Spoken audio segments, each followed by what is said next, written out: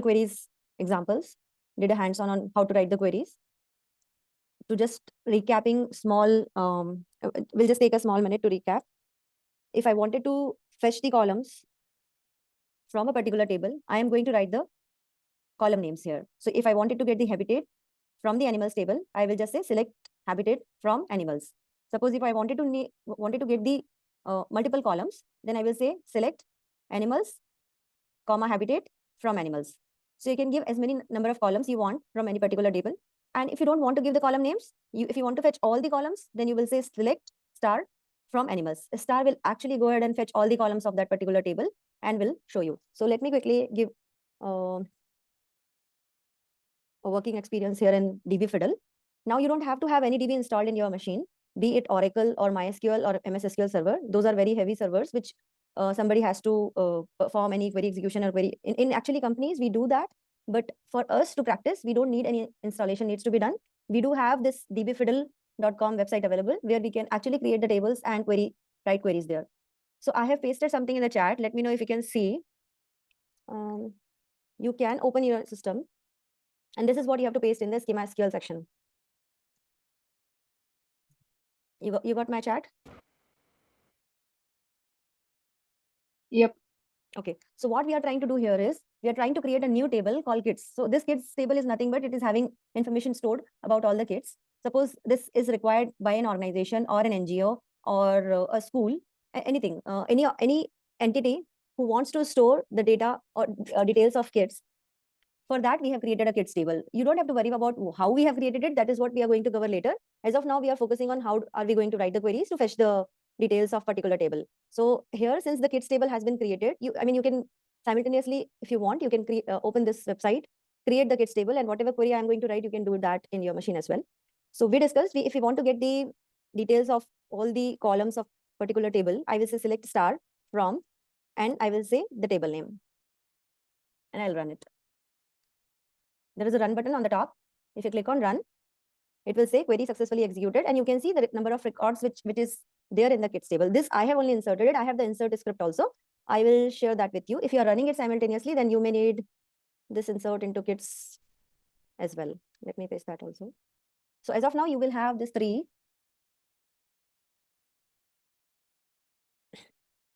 rows. I inserted one more at the end. So now kids table is containing an ID column, a name column, a date of birth column of that particular kid, which grade he or she is in, and what's his favorite or her favorite subject. Okay, so since I used a star here, it is going to give me all the columns value here. If I say I just wanted to know the name of all the kids in my entity, be a NGO, an organization, and which grades they are studying in, I will just say I'm just interested in the name and the grade level, and then I'll go ahead and run again. So it did give me only 2 columns. You're getting my point? So this is what we discussed in the last class. Your table can contain more than 500 columns, and you may not be interested in your particular say reporting purpose, or if somebody has required any data and you're passing that data to some other team. So there are maybe PII information related columns which you don't want to share to an external team. You just wanted to give a small window of your table, and you don't want them to see any other data available in your actual table. So you will just give the relevant columns which is needed by them. So that is where we will give the column name. And for query optimization also, when you're writing a code, and instead of giving the column names when you are saying star, so when you're saying star, even though you need name and grade level, you're fetching all the details from the database to your application, and you're unnecessarily creating a traffic over the network. So we actually, in future, if you want, you can add it, right? So if whatever is needed by the developer to show in the UI, if we are very much sure about it, we will go ahead and give those column names. We don't have to fetch all the data from the database, because this table which I am showing as of now is just containing five columns. But in real world, when you're working on a project in any company, there is possibility where you will have more than 500 columns in a single table. Though there are techniques. So suppose if the system is very old, people are keep on adding all those columns one by one, but there are possibility that you can go ahead and actually divide those tables. But existing systems in the companies where I have worked in, I have seen columns more than 200, 300, and 400 also. So be specific of the columns which you are requiring. Just mention that in the queries is going to improve the performance of the system. So when I am taking all these sessions, I am making sure, so anybody can write the queries. But to actually increase the performance of the queries, I am going to cover those part also, because I have worked on, in all the companies I have worked on performance tuning, and we have increased, and it is going to be, so suppose our queries or our application was taking 11 seconds. So customer or the user who is using our system doesn't have that much time to wait for 11 seconds. So we have reduced it to 2 seconds, 1 second also. You will have always given a tight, like restriction that your page should load within 2 seconds. So any website you visit, and if it takes a lot of time, obviously you go ahead and click the close button, right? You don't wait for it to load. You go ahead and Google another website which does the same thing for you. So that is where small things is going to play. And we will even in future we are going to cover how do we see the explain plan of a query, how internally it is being executed by the optimizer. So that level we are going to cover. Initially, as of now, we will cover on how basic simple select queries have been written. And as and when we will go ahead, I will try to show the unoptimized query and the optimized query, and I'll compare and show you the optimizer results also. So you will have a better understanding and visualization of the query execution as well. Okay, so here we were having, how many columns we have in the gets table? We do have 1, 2, 3, 4, 5. 1, 2, 3, 4, 5. Yes. So if I wanted to know how many records I have in this table, as of now, we just have 4 records. So let me count the number of records. So when you're using a count function, anything which you are giving like this braces and something is written before that, it means it's a function which can take some parameter, which cannot take some parameter. I mean, there are possibility. So like if I wanted to find the max, so if max of 2 number, I will say max. I will not pass anything. Max of 2 Excuse columns or me? something. Yes. Ma'am, what is a parameter? Parameter is nothing but which is being passed to. So imagine a scenario where I'm giving you some instruction, okay, saying do this work. But before doing that work, I am saying, okay, take this glass and keep it somewhere. So when I'm saying take this glass becomes the parameter. Some information which I'm passing to you to do to complete that action is called a parameter. Got it? So Okay. here star has been parameter here. I am saying star means everything. So I am saying select count of everything here. So what everything? It means count number of rows here. So select count of star from kids. It means it is going to count all the rows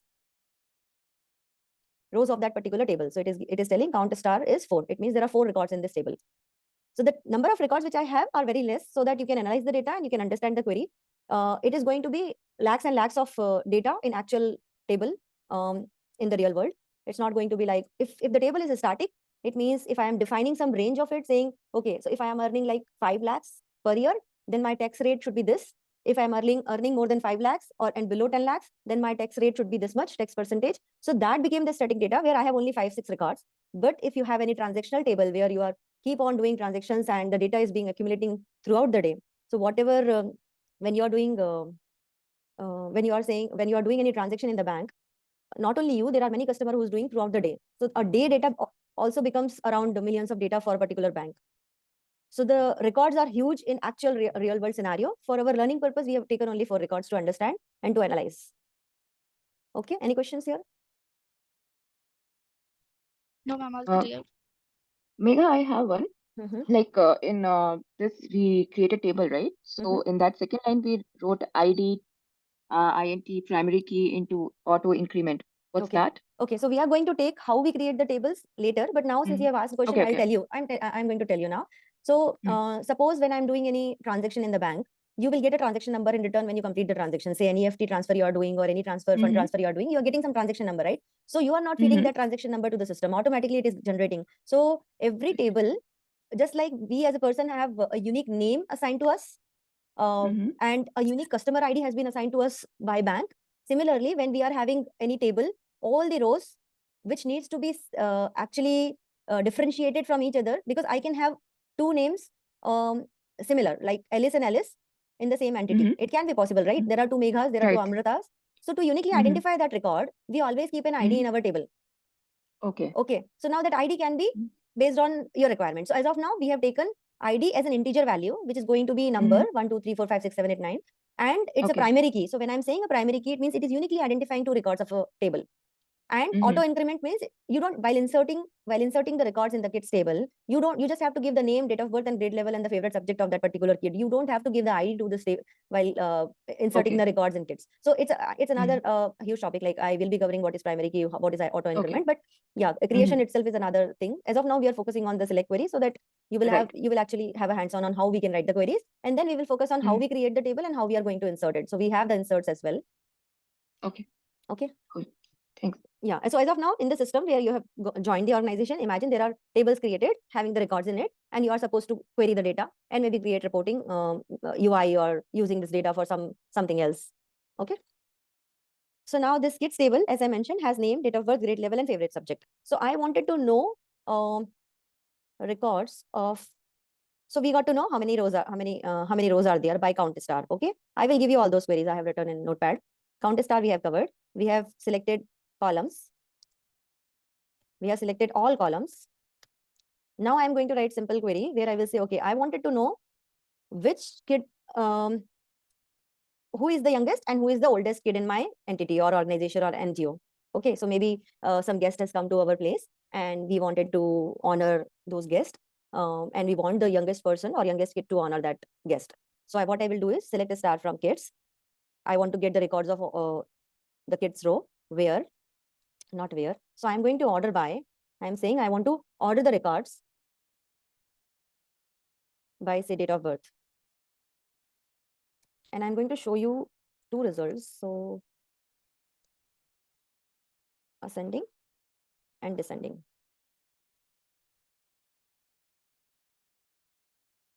So here, when I said ascending, it means 2015 year one. We were having records or date of births between 2015 to 2018. So the youngest, oldest person came with ascending order by. And for the descending, the youngest one came first and the oldest one came last. You got my point, right? So when you are arranging with the ascending order, it means it will be ascending. So obviously you will have 2015 comes first and then 2018 will come last. But when you are saying descending, it means 2018 will come first and 2015 date of birth person will come last. So you are just sorting it, nothing else. And you just want only one record. So you will say, okay, I just want limit one. I want to limit only one records. So I will just run this and it will give only one record. So here it came the oldest one and here it comes the youngest one. Got it? Any questions? So there are scenarios where we wanted to order the, I mean, in the real world scenario, if I talk about, I wanted to see, you might have taken out the mini statements from the ATM, right? Your last 10 transactions comes first. So whichever transaction you have done the last is going to be on the first, and then descending order, you will see last 10 transactions. Or if you just do the mini statements in your, or the last 10 transaction history in your account, when you do the internet banking, that time also this ordering happens. So everywhere we do ordering, but it is like obvious. But to do it in the SQL, we will use order by clause. And then depending on our need, we may want to sort sometimes in ascending order. We may want to sort sometimes in descending order. So since it is date, I think it's a little confusing for you. Let me take a simple example of grade level. So I wanted to see order by grade level. And to commence the SQL query, I will just use double hyphen. So it will not execute this two, it will just execute this one. So when I did a sorting on kids table by the grade level column, I can see, I'm able to see the grades are, kids with the grades are actually sorted. So the second grade person came first and the fifth grader came last. Got it?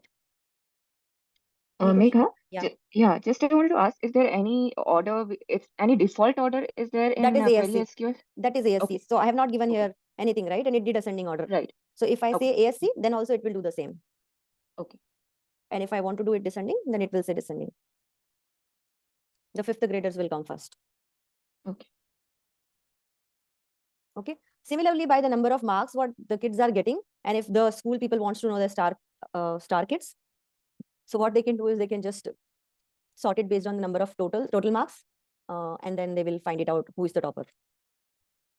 Got it? But topper for particular grades and all, we will actually do the group by and multiple other queries. Okay.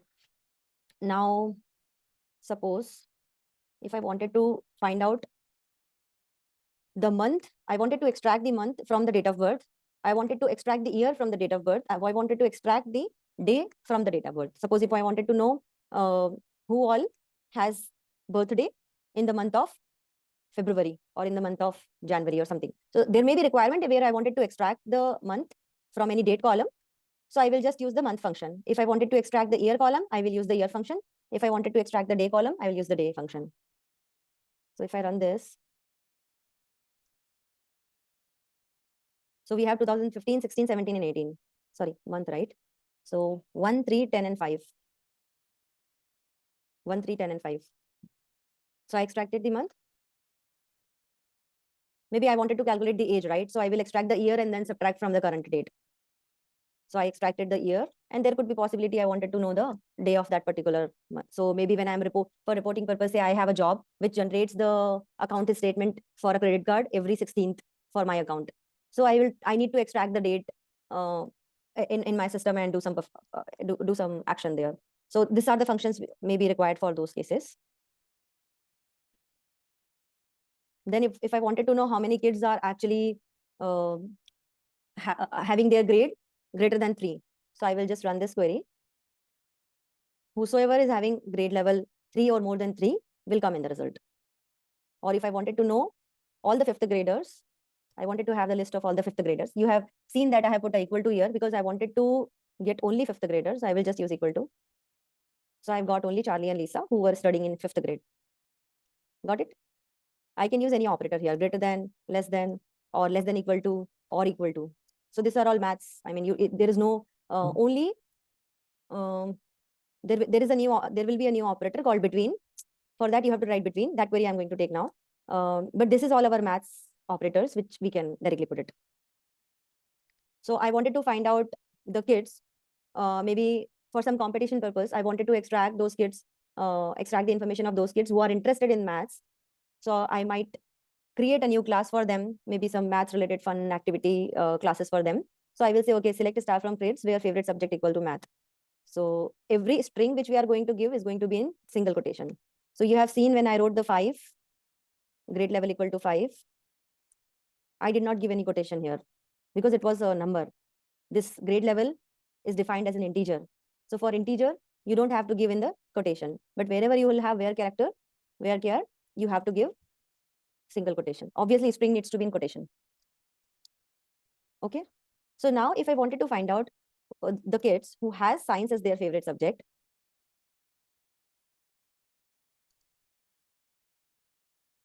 so I got Bob, whose favorite subject is science. But there is one kid who has social science also as favorite subject. Right? So if I wanted to find a person who has science and social science as favorite subject, what I am going to write is favorite subject. So last class we have taken this example. Like, if I do an exact match, it is going to do the exact match. If I have given equal to science, it was giving me the result for science. But if I am saying like, it doesn't matter what is there before science, what is there after science, just match science. It means it is going to give me science and social science, both the results. Science and social science. Got it? So if you want exact match, you are going to use equal to. If you want like match, that it doesn't matter where the science keyword is going to come. Whatever comes before that, whatever comes after that, doesn't matter at all. Science needs to be present in that particular column. Give me those records. So that is why it is giving you science and social science. Since I have given, so let me put it like this. If I am giving you small, then it is not. So yeah, here, since it was like, it is actually going ahead, and it doesn't matter if it is a capital one or not, it is actually matching it. Got it? Any questions?